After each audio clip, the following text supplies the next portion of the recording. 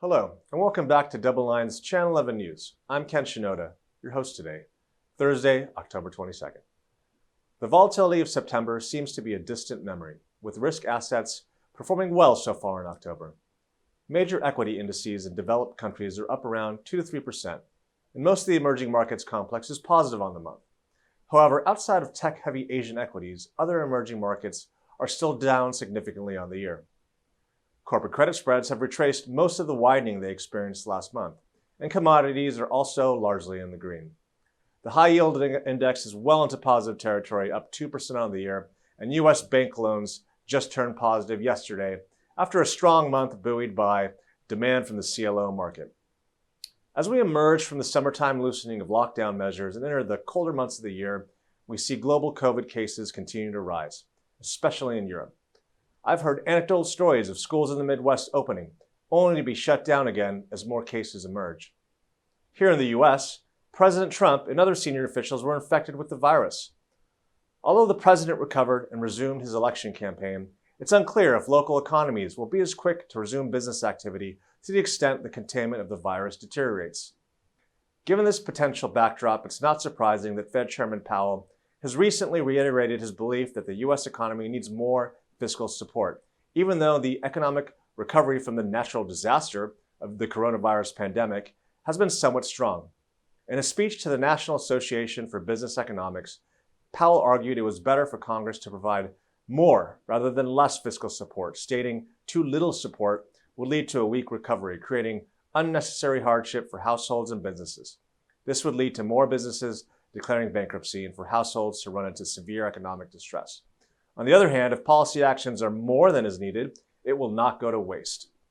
I'm not quite sure about excess government spending not being wasteful, but I'm pretty sure that the market expects and wants a fiscal stimulus plan. Deal or no deal is filling headlines, and stocks and bonds seem to fluctuate on the news. Expectations of a deal and a potential blue wave after the election have helped to push long-term interest rates higher, as the bond market contemplates a Biden victory along with a potential Democratic sweep of the Senate. With Democrats at the helm, spending should surely increase. More spending and higher deficits will lead to more bond issuance and perhaps even growth in inflation. None of those outcomes are supportive of long-term interest rates remaining this low. Across the pond, the Brexit drama continues in the United Kingdom. Last weekend started with Prime Minister Boris Johnson apparently walking away from the negotiation table, stating he will focus on preparations to leave the EU's single market and customs union at year-end without a trade deal, though he is still open to talks if the bloc changes its stance. Then, on Wednesday, the EU and UK announced that negotiations are back on.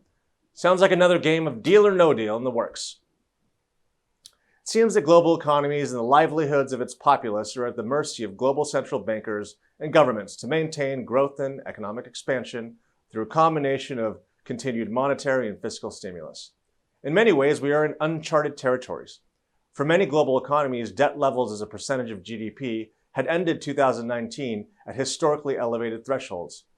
But 2020 has pushed outstanding debt levels for many countries to new highs, and their central banks continue to purchase financial instruments with no end in sight.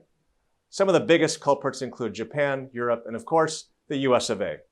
QE1 turns into QE4, turns into QE infinity. Buying treasuries turns into buying agency mortgages, turns into buying corporate bonds, and in Japan, even into buying equities. Fortunately, negative interest rates have yet to plague the US and its banking system. But what more can be done? What are the consequences of these actions? Clearly, near-term gains in financial assets as TINA, there is no alternative, thrives. But eventually, there should be costs for these actions. Shouldn't there be? Here to talk to us about global economies, central banks, their actions, and the potential ramifications is Bill Campbell, portfolio manager of the DoubleLine Global Bond and a colleague of mine I haven't seen in person since March. Welcome to the show, Bill.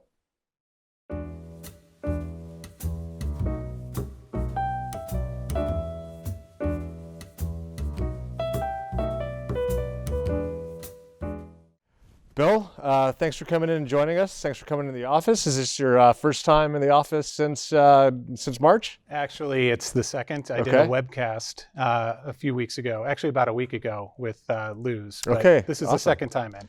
Well, why don't you let the audience know what you do at DoubleLine and a little bit about yourself? Sure. I'm a portfolio manager for the global bond strategies here at DoubleLine. Me and my team, we focus on countries outside of the United States and investing outside of the United States. The basis for us implementing our investment strategy is more of a macroeconomic process whereby we look at each country and do kind of a deep dive fundamental analysis whereby we want to be able to fully understand what are going to be the main drivers of returns for the currency, the local interest rates, and the external credit of that country. And the way we really do that is countries can be very different. So we wanted to have a way to look at all these countries with very different makeups and be able to compare them and do relative value analysis. So we generally look across 5 different factors on the countries. The first factor generally is what we call the structural factor, but that's more the makeup of the government, what's going on with the fiscal policy, the debt policy, and is there anything specific to that country that we need to pay attention to, like a housing bubble. The second element is growth. So not only what is the makeup of current growth, is it domestic driven or is it driven by an export engine, but where do we see that going forward? We also do a deep dive into inflation. And it's not just headline inflation. We want to understand, the full picture. So we want to look at the employment picture of the country and understand where wage is going, and not just not just an assessment of headline inflation, but core and employment. Fourth, we look at the central banks, and not only the interest rate policy, but all the fund policies that central banks are looking at globally. So there's a lot of bond buying. There's some currency intervention. And not only do we want to understand that policy, we want to have a view on 1, where it's going, and 2, what are the implications? And then finally, and not least, probably this is one of the most important factors for the currency specifically, is a balance of payment analysis. And what we want to understand is not only what does the trade profile look like for a country, but what do the portfolio flows look like as well. So if you have a country with a large import need, are they able to fund that with long-term foreign direct investment, or is it subject to portfolio flows? And it's that fundamental analysis that helps us build a portfolio of international bonds with currencies that we run here at DoubleLine. Yep, you guys have a lot going on, a lot of things to look at. I think kind of when we have our weekly calls and you talk about a lot of these other markets, definitely central banks are a big topic, right? And it seems that a lot of the returns that we've seen in risk assets are a function of support from central banks, support from governments, huge amounts of fiscal stimulus and monetary stimulus coming into the system. And I suppose the question is, if things deteriorate, what's kind of left to do there? So what's kind of your view right now on where we sit? Why don't we start with kind of the major areas around the globe, like the U.S., the Eurozone, Japan, and just kind of what room there is for central banks to be effective. So that is a fantastic question, and actually that really is the question of today. Have we kind of reached the effective limit of central bank policy? It just so happens last week we had the IMF annual meetings where the IMF brings together policymakers, both fiscal policy makers as well as central bank governors, to Washington, this time virtually, to discuss what's happening in the world and what the outlook is. And what you just talked about was the core question. And we actually saw a significant change, in my opinion, in, I think, the outlook for the interplay between monetary policy and fiscal policy, between central banks and the fiscal authorities. The IMF normally has been kind of the world's policeman, whereby they've looked at each country and said, we think that maybe your fiscal policies, running a little bit too loose, and that's going to cause issues of debt buildup, which could hurt future growth. So historically, that's kind of been their role, as well as helping bail out countries that get into trouble. This last meeting, there was a distinct change. The IMF is actually telling central bankers and fiscal authorities to do more. That the biggest mistake that can be made right now is not doing enough. And we know that central bank policies have been pushed to a limit. Not only have we seen rates cut to their effective lower bound, either to zero or negative 50 in Europe's case, we are seeing extraordinary policy through purchases of all types of assets, not just government bonds. We're seeing purchases of all types of credit assets. Buying equities in Japan, right? And equities in Japan. You knew where I was going with that. And it hasn't really led to robust growth and robust inflation. It hasn't. So what we've been missing over the course of the past decade has been this large fiscal response, mostly because fiscal policymakers, try to save their bullets for a rainy day. Well, the IMF is telling all governments now to use those bullets. But you're getting into like this interesting discussion about our central banks, moving away from their policy of focusing on stability in their markets, focusing on stability of their exchange low rates. Unemployment, low inflation, and financial stability. Yeah. But the financial stability piece, I think, is very interesting because now there's discussion of, okay, is there another element that we should be talking about? Supporting government fiscal policy. So we've seen central banks engage in bond purchases across the globe, not just in developed markets in U.S., Europe, and Japan, but in emerging markets too, whereby they're starting to fund fiscal deficits. Historically, this has been viewed as a very bad thing, that, especially in emerging market countries, that can cause loss of control of their FX. That's where you see the big currency devaluations like Argentina and other places like that. Right? Exactly right. So another tenet of IMF dogma has been that currencies should remain free floating and capital accounts should remain open, meaning that there should be free flow of capital in and out of countries. Well, that changed this time as well. Not only are they telling central banks to support fiscal policymakers, they're saying, if you need to support financial stability, we are okay with implementing FX controls and capital account controls. Okay. Now, this is a big sea change. I know I've said it a few times, but I just want to underline that point. This means that interventionist policies, are going to, be the issue, I think, of the future for investors, and especially in emerging markets. When we get into, I don't know if it's going to be a 2021 recovery or 2022 recovery, and we start to then think about, issues that aren't so immediate of, how do we support growth and employment during this crisis to, okay, what is the outlook for the country?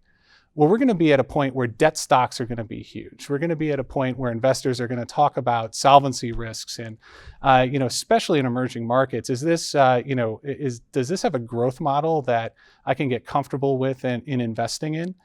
And I think there's going to be large differentiation across, the emerging market complex and local currencies specifically, because the currency tends to be the outlet valve.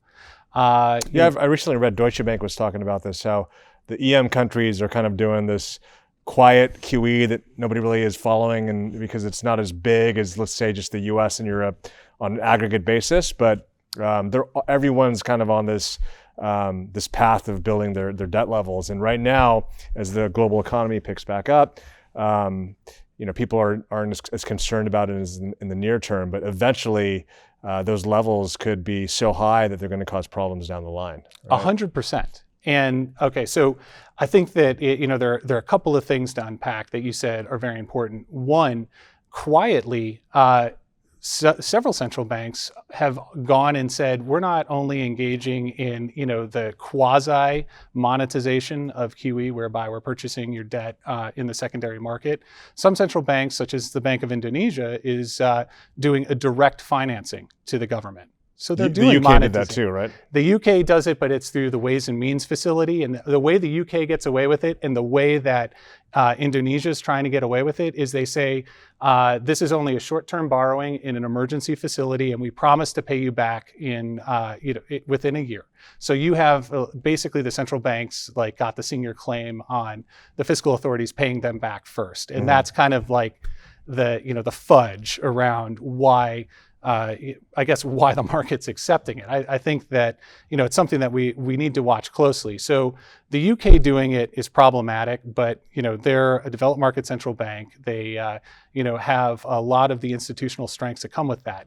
Emerging markets are in much more precarious situation, and we're bumping into this time inconsistency problem, whereby the immediate need is for stimulus. So the market, because everybody's doing bad things with this monetization, countries are able to get away with it because everybody's doing it. When we get to a point where we either have a vaccine or herd immunity or something, gets us through the critical phase of this virus, there's going to be a huge differentiation, I think, across the globe as far as, how far down the path countries have really gone. And does that put investors' money at risk to, restructurings and defaults? And, are they going to truly, if we start seeing capital controls go up, what is that going to mean for investors being able to access their money if we invest locally? So these questions, I think, need to be on our radar right now. And unfortunately, these questions historically have been, the realm of just emerging markets and mostly frontier countries. So we're thinking about African nations. This crisis pulled all of that, across the globe. And, I think this was a good place to start because, COVID has caused many big changes, whether, we're talking about technological changes. We're all, working from home. It's probably the end of brick and mortar, as, maybe we know it. But as far as global investing, there's a massive sea change too, as far as what is the future sustainability path, both the debt sustainability and the growth models. And these growth models are not clear as to what they're going to be, especially, when we get to China, we can talk about deglobalization.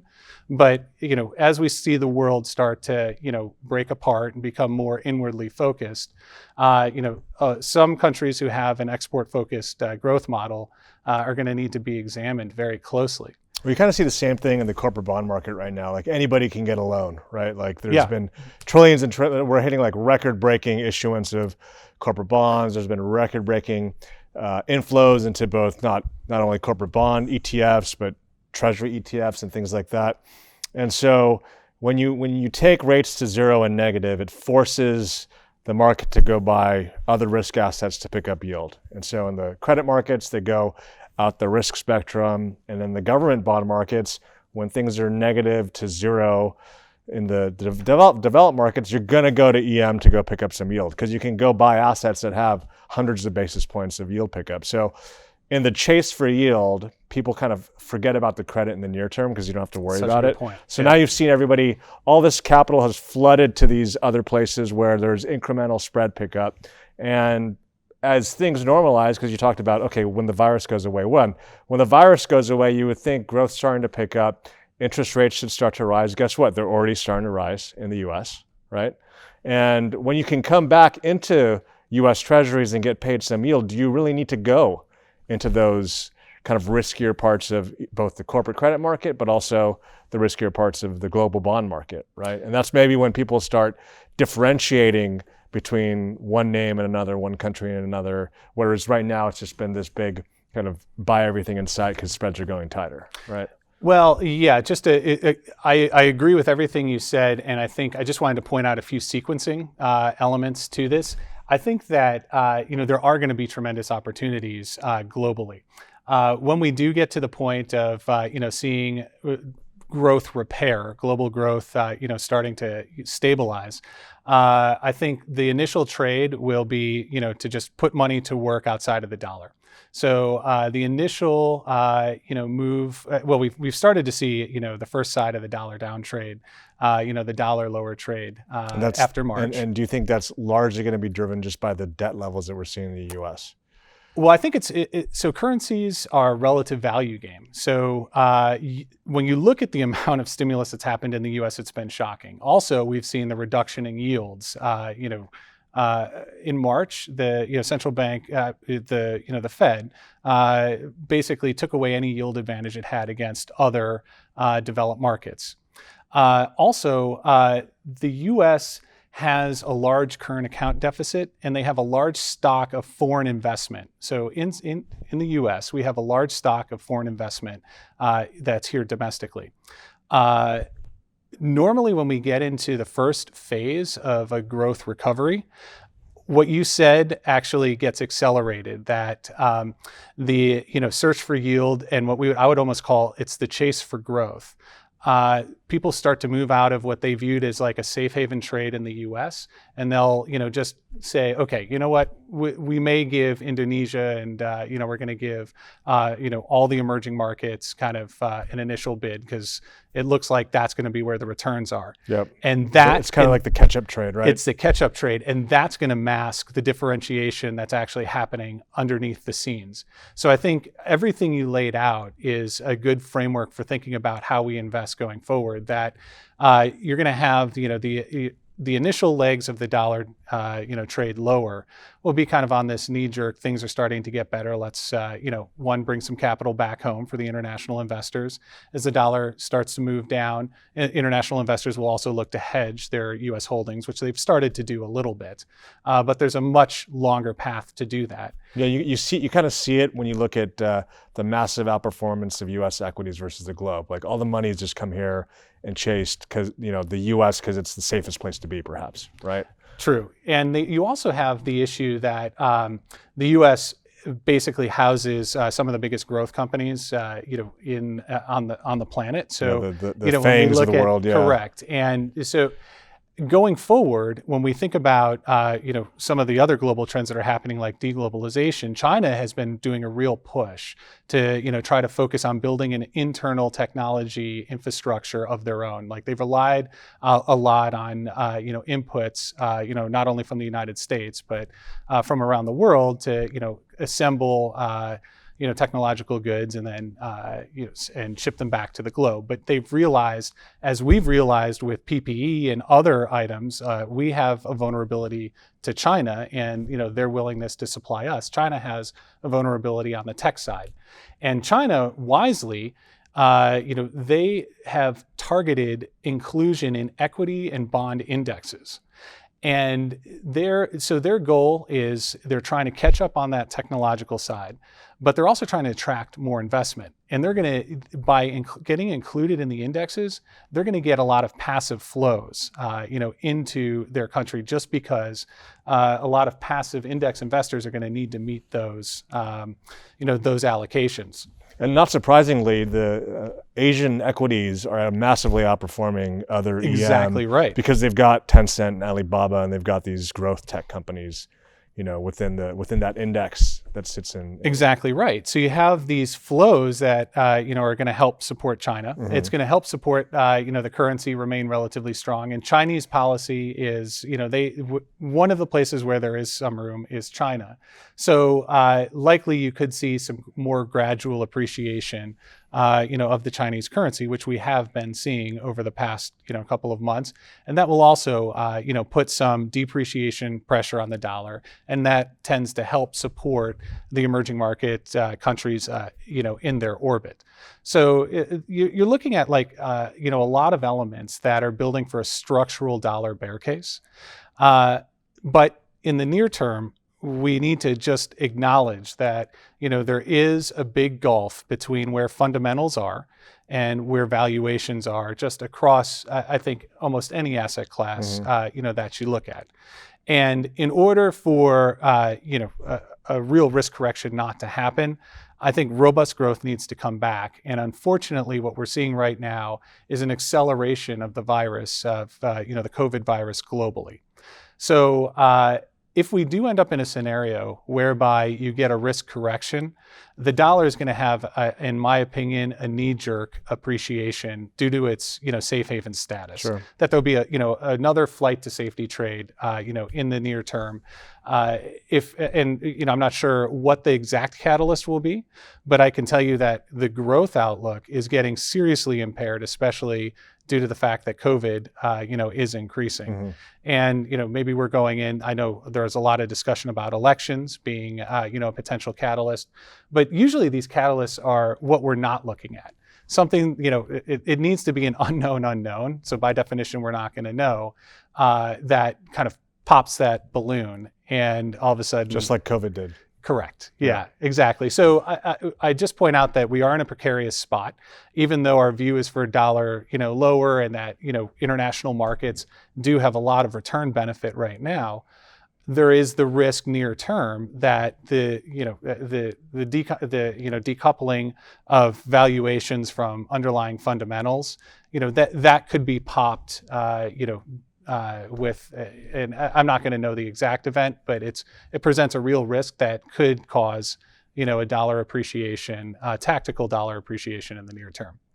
Sure. So we talked a lot about central banks. We talked a lot about, negative rates and quantitative easing. From the first time they started quantitative easing, the worries about inflation began, right? I mean, I think back to the global financial crisis and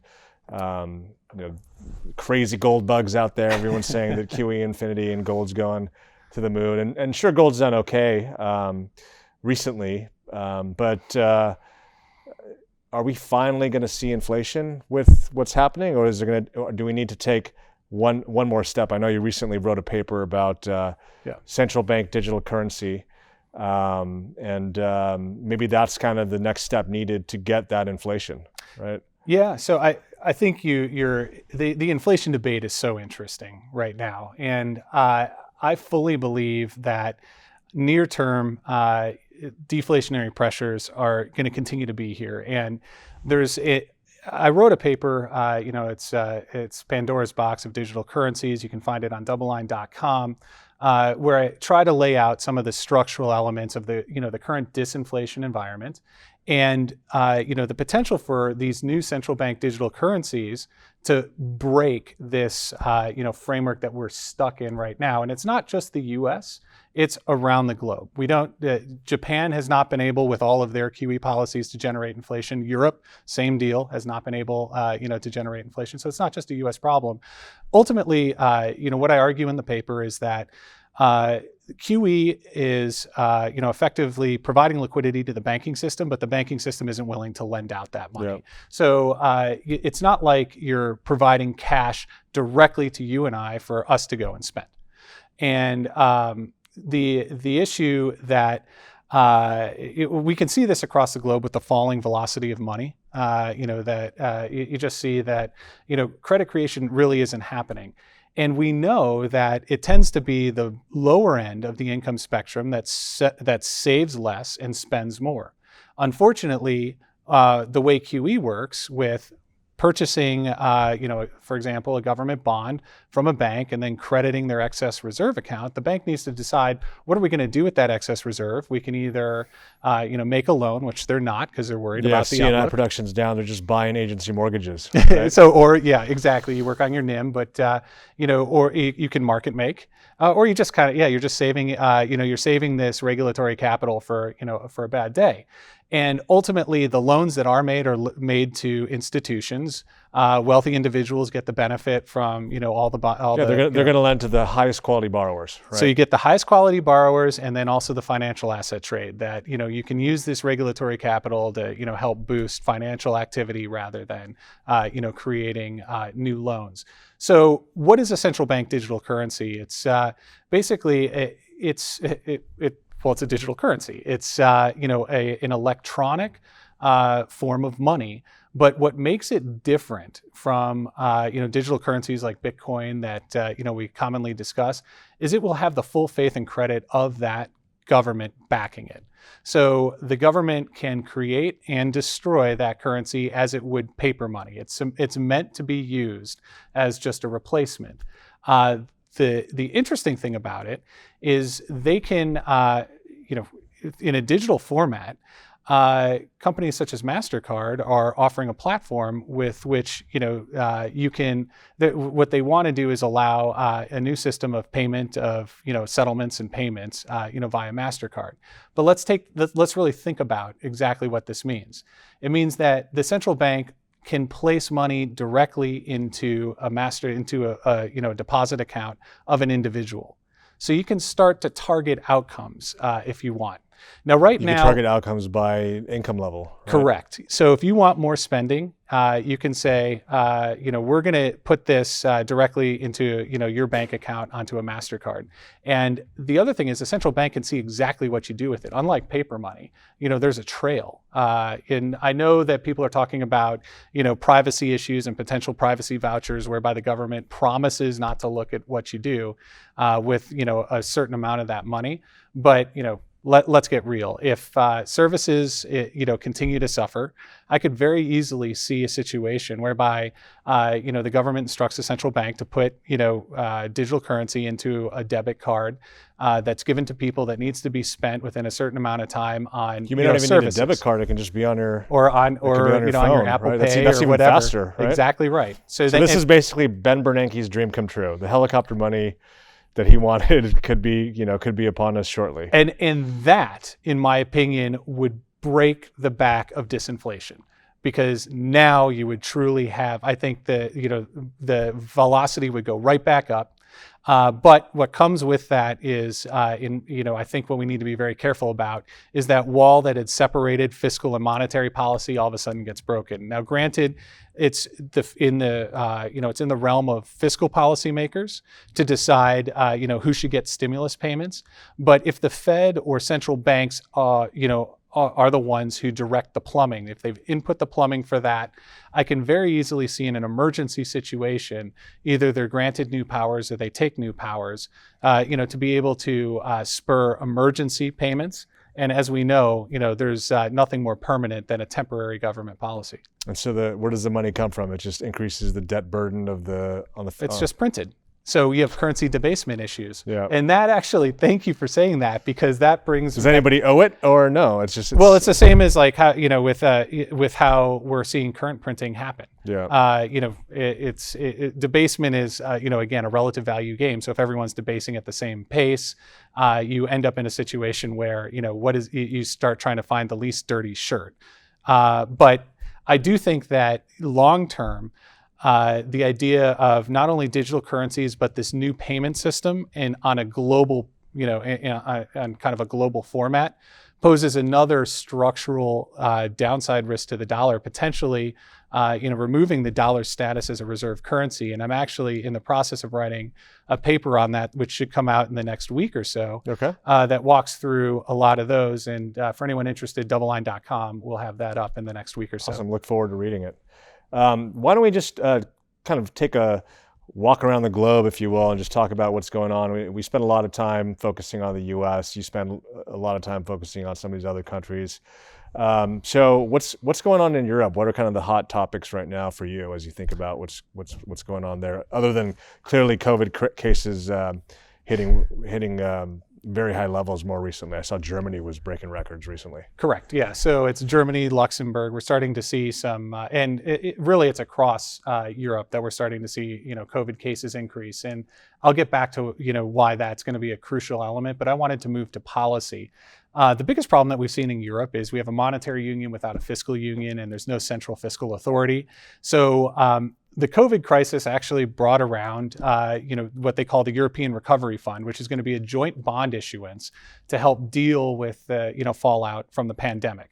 The problem is every single parliament in Europe needs to approve it, and there are strings attached. So right now we're seeing a lot of the CE countries, Poland, Hungary, especially, and the Czech Republic to a certain extent, being concerned about the rule of law, strings that are attached to, receiving this money. they're concerned about EU law being supreme to domestic law, which is also an issue in Brexit, which I know we're going to come to later. So there are some hiccups right now as far as getting that approval to pass this recovery fund. But as the COVID crisis increases, our base case is that eventually the crisis gets everybody on the same page. Now, there's been a lot of discussion that this is a Hamiltonian moment. This is the beginning of the fiscal union. And I just think we have to throw a lot of cold water on that idea, because just last week, we saw Jens Weidmann from Germany come out and say, no, this is a one-off. We're going to have to think about, what does a post-COVID world look like?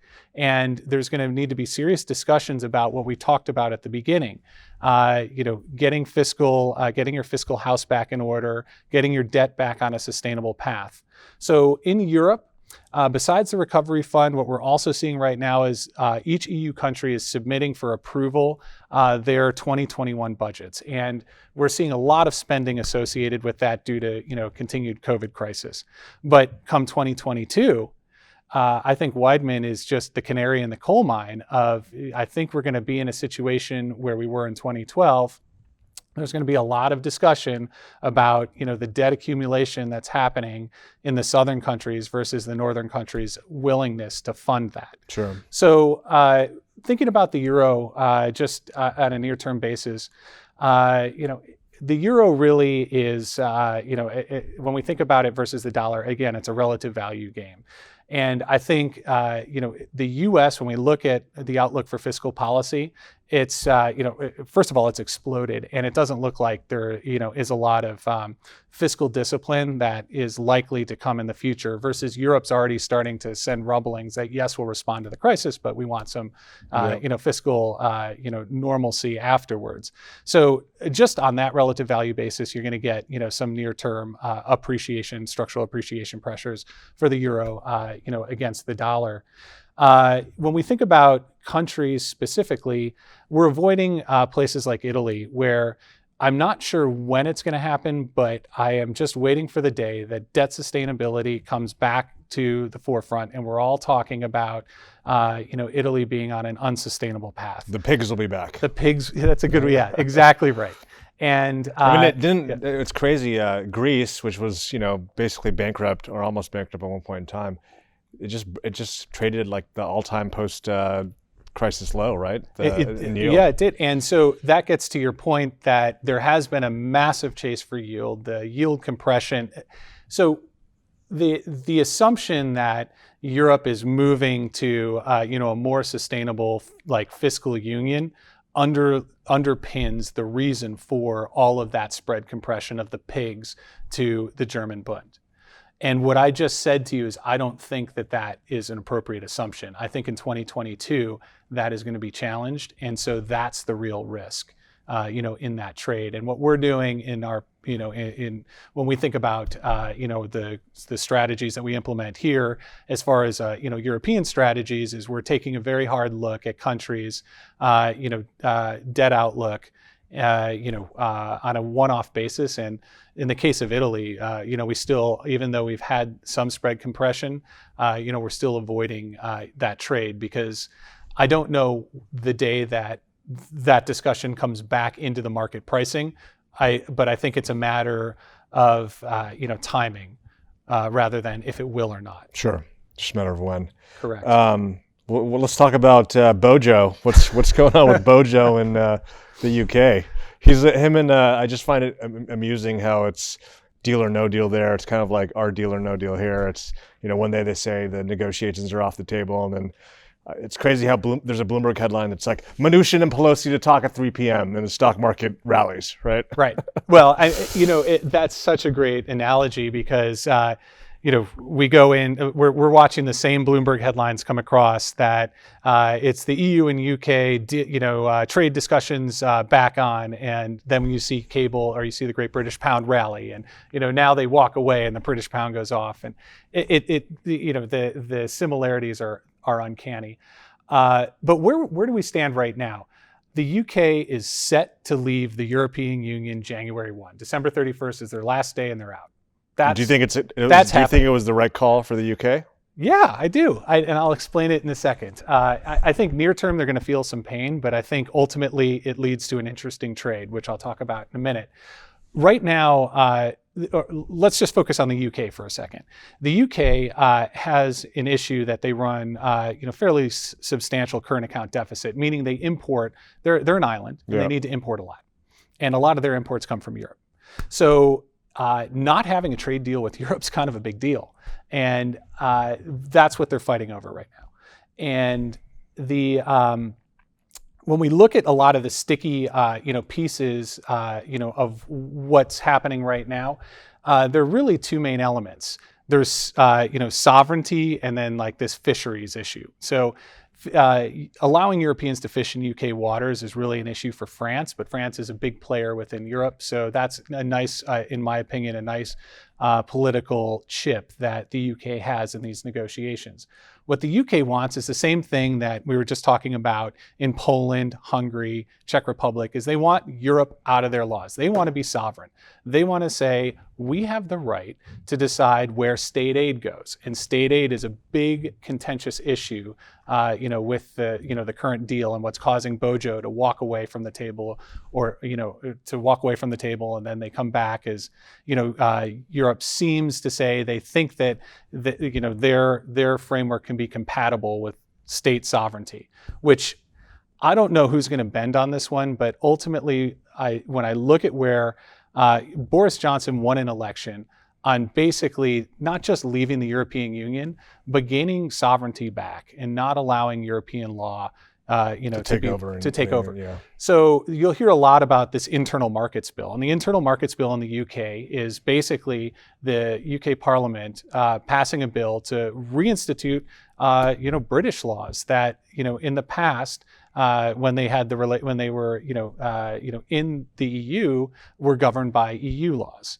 And this has become a major lightning rod in this negotiation as far as, how much freedom does Europe want to give the UK to be able to, make their own rules and decide, for example, how much aid are you going to send up to Scotland? How much aid are you going to send to Northern Ireland? And does it have to follow, the EU framework for transfers? Or, the UK is like, why should we? We should be able to make that decision. It's an internal matter, none of your business. So, these are some of the very sticky issues. Ultimately, I think that, let's get to the trade. Ultimately, I think what's going to happen is, I would be surprised if a full deal is done. I think that maybe you get some sort of skinny deal, which, that has a lot of meaning, that has a lot of different meanings to different people. And I think ultimately there's going to be a lot of confusion on January 1. Even if there's this quote unquote skinny deal done, no one's going to know what it means. And given the large import need and the current account deficit, you're probably going to have a depreciation of the, of the British pound. I think British assets are going to probably suffer because people just aren't going to understand the state of play. But then I think sequencing is important. First of all, you're building up a great trade because the devaluation, is going to set up interesting valuations, come 2021.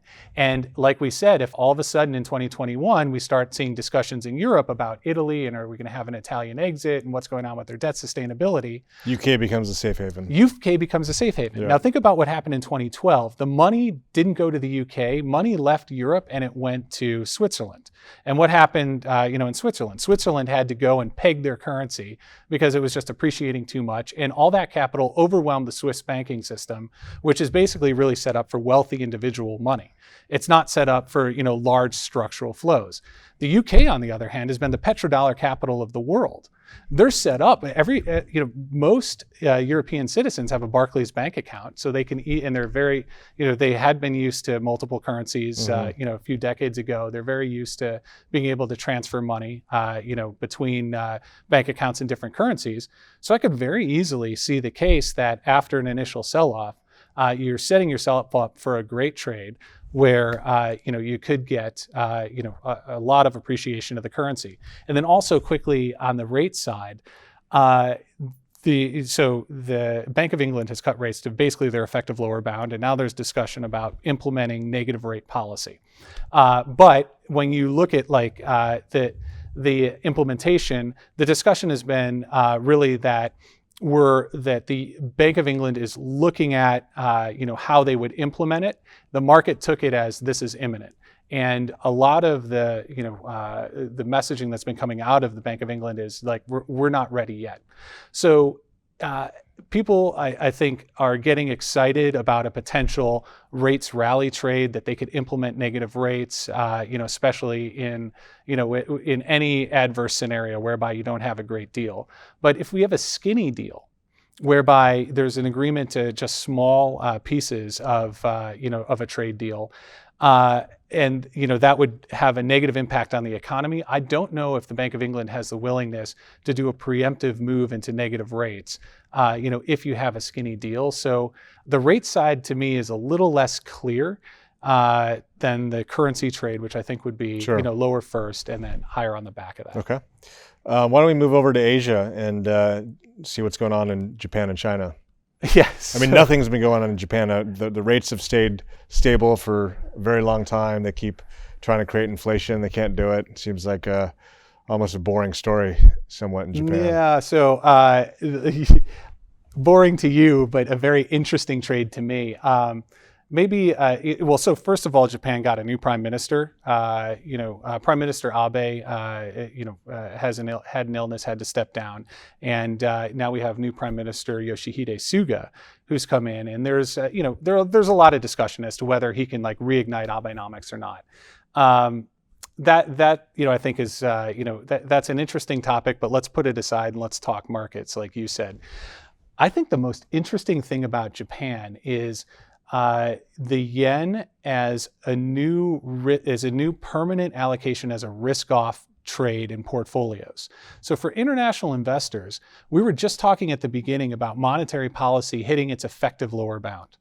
In Japan, you have a country that has, due to demographics, they have a very large savings among their population, and because of all of the repressive interest rate policy, a lot of the savings has gone abroad, and I'm sure we've seen it here that there's a lot of interest to chase yield wherever it is, and especially internationally. But that creates a very interesting property for the yen, that when you get risk-off events like in March, or you have other type of global risk events, there is a flight to the yen, and the yen appreciates in those time periods. So people bring money back home. And also, because of the low interest rate, it's used as a funding currency, by a lot of hedge funds and cross-currency traders, whereby they borrow yen to, buy another higher yielding currency. And, when you get into a risk-off time period, those trades unwind. Yep. So both of those elements create a very unique a very unique property of the yen, that it rallies in risk-off environments. And when you look at kind of what's happening in Japan, it doesn't really look like the central bank's going to be able to engineer any type of currency depreciation in the near term. So when we're thinking about the 60-40 portfolio allocations, and now that a lot of central banks have reached their effective lower bound, and really what is the upside left in a lot of government curves, well, the Japanese yen is a currency that offers that property, and is something that all investors I would highly recommend look at. And because maybe you don't have to worry about the prospect of rates rising there, right? Like rates will stay stable. Correct. And so in other countries, like just say the U.S., the relationship between stocks go down, bonds go up could be changing as the debt burden increases, and potentially puts more pressure on rates rising just because of the bond issuance coming into play. Well, you also have explicit yield curve control. So on the 10-year, they're pegging. They're pegging it, yeah. Yeah, and I mean, maybe we'll do that in the U.S. So you've really just got a currency trade there. Yeah.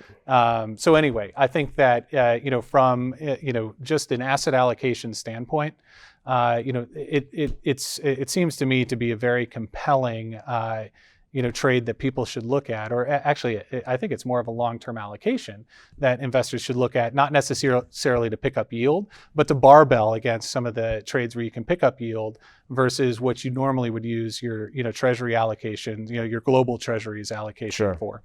Okay. And then I guess lastly, China. We finally saw some growth numbers. Who knows if they're real or not? Well, okay. So China, I think they did stimulate like crazy over the past couple of quarters, and that has been, one of the least reported aspects that's been benefiting, let's call it global markets and global growth.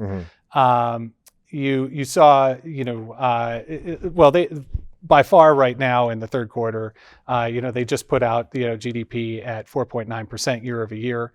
And that's like a 5% growth number. That's relatively strong. Now, like you said, we can question whether that's true or not, but I think the signaling of the direction is right. That they pushed all of the old policy levers in order to support their economy during COVID. Plus, they got an export boost by being the world's exporter, not only of PPE and of healthcare items, but also of technology. So they had the double benefit of being able to benefit from the health crisis in COVID and from the work from home crisis caused by COVID. Today, the central bank policy makers are all coming out and messaging that stimulus is done. The support that we saw through the investment channel, needs to be rebalanced. We're still seeing weak consumption in China, so they're trying to, focus their policy to be a little bit more balanced, move away from that old SOE infrastructure-led, investment-led growth that they just had to throw everything they could at the problem to trying to benefit their long-term growth outlook going forward.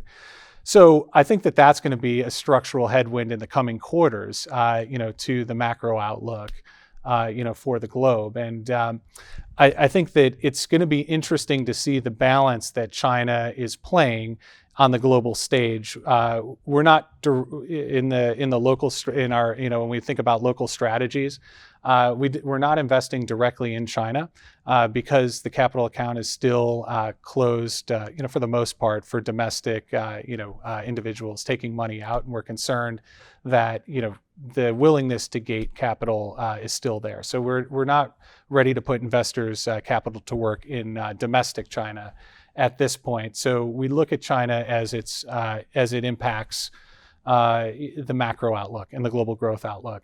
So as I said, as far as growth, I think their willingness to be the underlying one of the strong underlying engines is starting to pull back.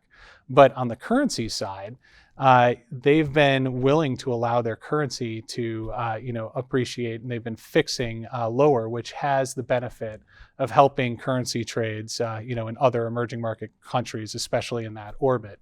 So China is going to be a delicate balance, of the, let's look at the growth policy, let's look at the currency policy, and then the wild card is what is the international policy?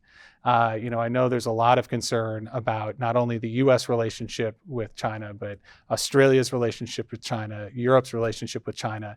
And then also, when we think about international investments, they have been a big financier for all of Africa. And if we're going into an environment where restructurings are going to happen, especially in frontier countries and in Africa, I think China is going to be a major player around that table going forward. So in the near term, I think China, as always, gives us a lot of crosswinds. There are going to be some potential opportunities, I think, to play proxies in the emerging market space on the currency side. And I think we need to pay really close attention to the policy outlook from just the global macro standpoint. They're a huge part of global GDP. So what they do totally affects the rest of the globe. And linked to every economy. So it seems like the big themes you have out there are longer term dollar weakness, maybe some interesting opportunities after Brexit passes and the world heals from COVID. And to keep your eye out in Japan, it's not so boring, and it could be the sleepy safety that you find in your portfolio. Is there anything else you wanted to touch on? Or we got a couple questions from the audience, that non-global macro related questions.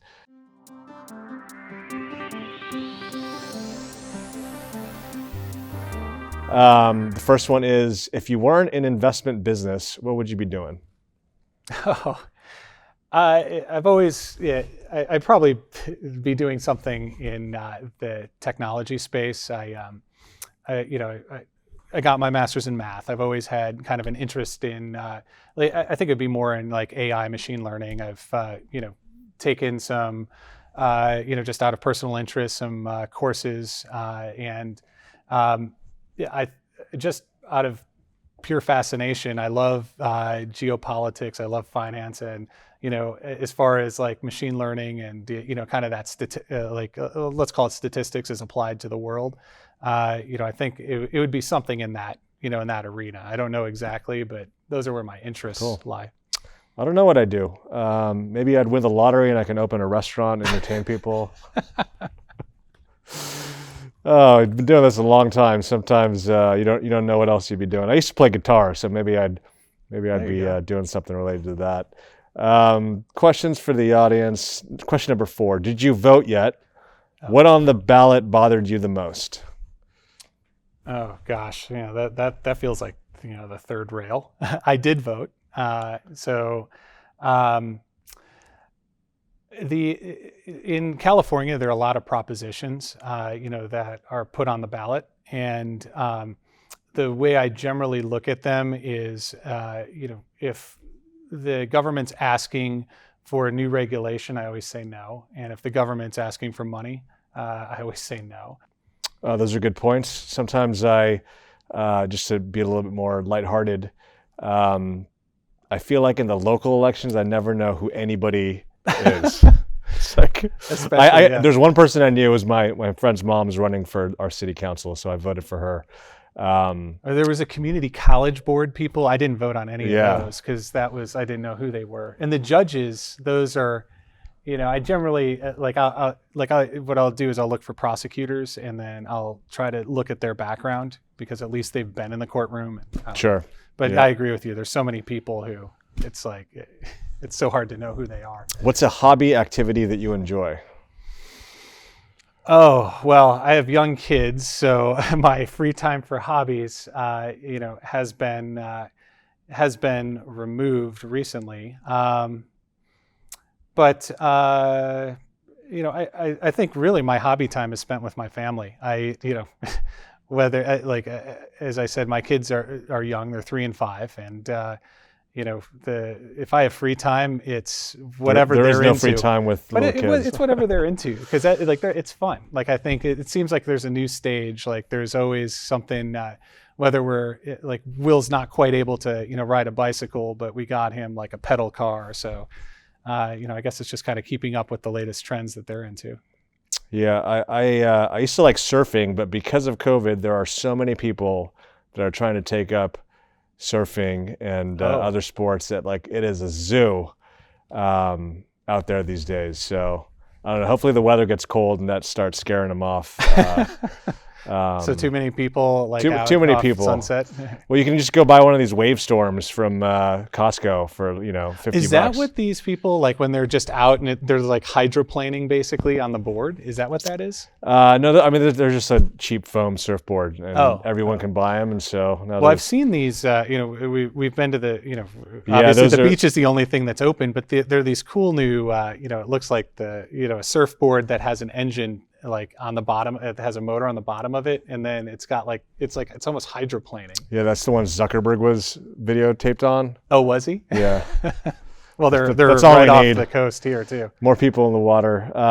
What advice would you give a new employee at DoubleLine? That's a good question.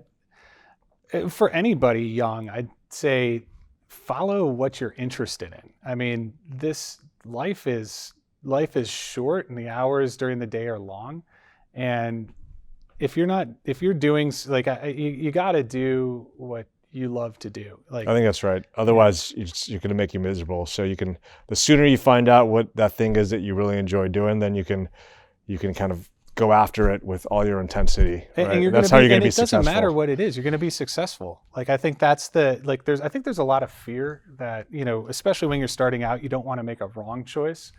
And so the wrong choice would be doing something because you think it's the right choice and not because you love it. What advice would you give the next Fed chairman? Wow. Well, I think, that's a great question. I mean, how can you outdo J. Powell Burr? That's a tough question, but I would say, be independent, and I think stick to what you believe in, and I'd say maintain the integrity of the Fed, right? I think that you have to, and because there's so much pressure, and especially as we discussed, like even now, globally, that central banks are being asked to help fiscal authorities, and because of the global financial crisis, there was the evil banks to blame, and now the moral hazard has somewhat been removed since it's the pandemic and nobody caused it, right? Well, what's going to happen? So the central banks bailed out financial assets this time around because they were, the response to the COVID crisis was overwhelming and fast. And I think as we go forward, if we realize a growth recovery that's much lower than what's currently anticipated, we have this big divide between where financial assets are and where that recovery is. And central banks, like you said, I think the moral hazards are the genie's out of the bottle. So I don't know if I would like to see someone who has the stomach to, kind of allow, obviously allow markets to reprice, basically. Allow markets to start to clear, more appropriately. So that's going to take. That would be my advice to whoever's there, because ultimately that leads us to a more sustainable path going forward, and I think that would also help, the growth outlook. But I guess. We'll see how, we'll see who actually gets appointed if, when Jay Powell's term is done, and what they believe in may not be what I believe in. Sure. Well, thanks again for coming in. I hope our listeners and viewers enjoyed learning about the global markets this time around. Thanks, and we'll see you next time.